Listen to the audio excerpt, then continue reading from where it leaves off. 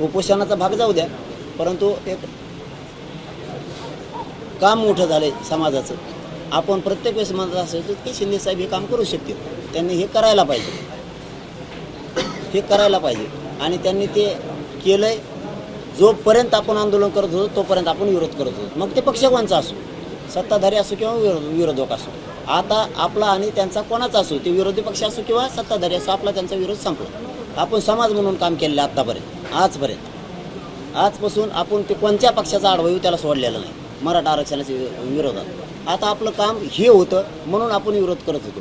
मराठा समाजाच्या पोरांचं कल्याण होतं आहे, हे आपला लढा होता खरा, तो आपण यशस्वी केला. आजपासून आपला त्यांचा विषय विरोधाचा संपलेला आहे. समाज म्हणून तुमचं ते वैयक्तिक काय असेल ते त्याच्याशी मला देणं घेणं नाही, पण समाज म्हणून आपला विषय आज संपलेला.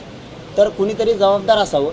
मंत्री महोदय हेही उद्या येतील, यांच्या हातानंही घेऊ. आज स्वीकारलं आहे आपण, पण सकाळी 7 वाजता इथं आपल्याला छत्रपती शिवाजी महाराजांच्या चौकात सगळ्याला जमायचं, आपल्या सगळ्या बांधवाला.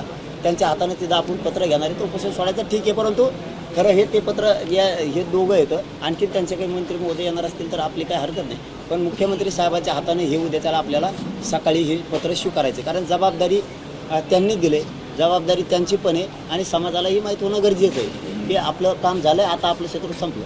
मी तुमच्या जोरावरती बोलवतो आहे, कारण विरोधाचा भाग नाही. जसे मला तुम्ही शब्द देता तसा मी वागतो. तुम्हाला मायबाप मानलेले समाजाला मी मुलगा म्हणून काम करतो.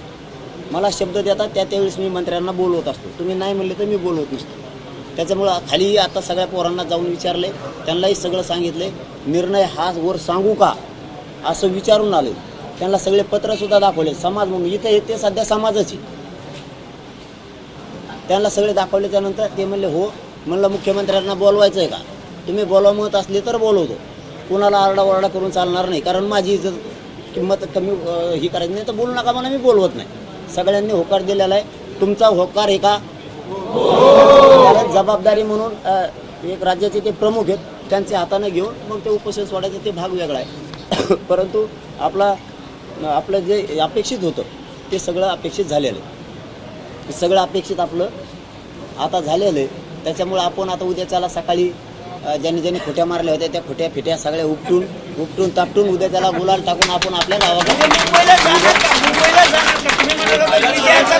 विजयाचा गुलाल उधळायला, विजयाचा गुलाल उधळायला मुंबईत जाणार. आम्हाला आणि मुंबईचे ना, आम्हाला आमच्यासाठी मुंबई खेड्यापाड्यात. तुम्ही ऐका रे, अरे म्हणलो पण ऐका ना, तुमच्याच मनाने करायचं का? आम्हाला विजय सभा प्रचंड मोठी घ्यायची, आंतरवालीपेक्षाही प्रचंड मोठी. सगळा मराठा समाज आमचा एकत्र जमणार आहे. आम्हाला तसं ठिकाण बघायचं. 2-2 जागेवर ताकद आम्हाला व्हायला नाही घालायची. आम्ही उद्या सकाळी इथं घेणार त्यांच्या हातानं आणि आम्ही तारीख डिक्लेअर करणार आहेत. या तारखेला विजय सभा महाराष्ट्रातल्या मराठीची.